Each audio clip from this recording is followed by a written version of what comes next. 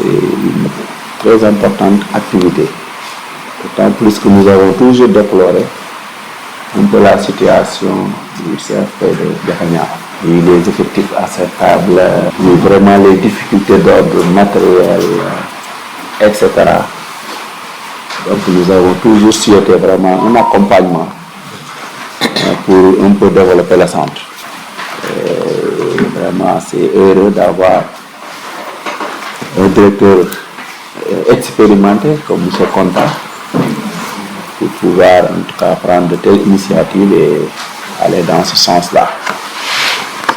Donc, nous comptons beaucoup en tout cas sur l'expérience et l'accompagnement du cabinet. En tout cas, partir certainement du diagnostic des réalités en tout cas que vive le centre, qu'on puisse aller en tout cas vers donc des projections qui vont aider le centre à vraiment se développer les années à venir.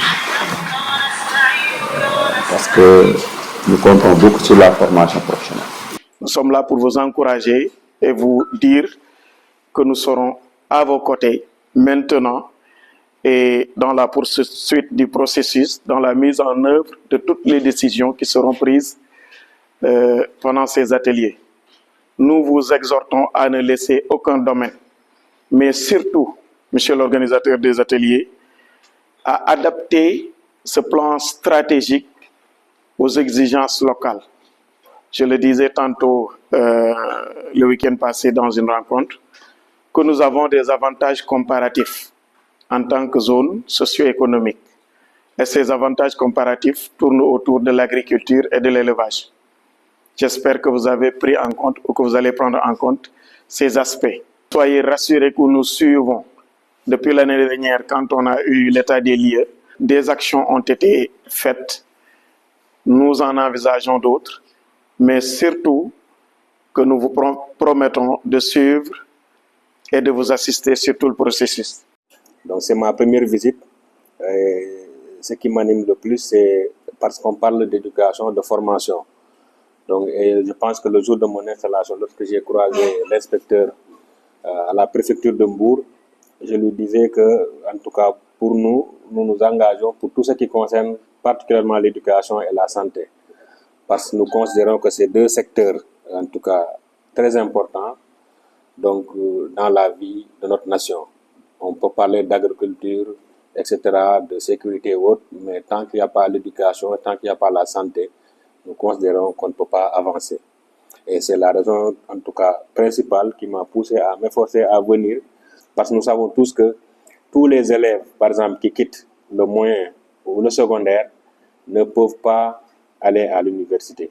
Ou bien même tous ceux qui vont à l'université ne pourront pas percer dans les études, peut-être spécialisées dans certains domaines. Donc il faudrait élargir, en tout cas, l'éventail, comme on dit, pour permettre aux uns et aux autres de pouvoir choisir des filières qui leur permettront de réussir leur vie.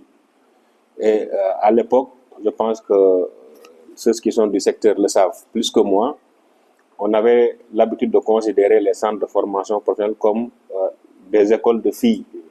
Voilà, c'est la raison principale qui a poussé même, je pense, au changement des dénominations en remplaçant centre d'enseignement technique féminin par centre de formation professionnelle. Donc, avec en tout cas l'inclusion de garçons, de jeunes garçons, et souvent même, on peut même avoir des écoles où il y a plus ou moins plus de garçons que de filles, ce qui peut paraître comme une aberration. Mais je puis dire que, en tout cas, nous sommes là au niveau de l'arrondissement pour accompagner toutes les initiatives qui vont dans le sens de l'amélioration des conditions de vie des populations, mais également de tout ce qui peut, en tout cas, favoriser l'insertion des jeunes.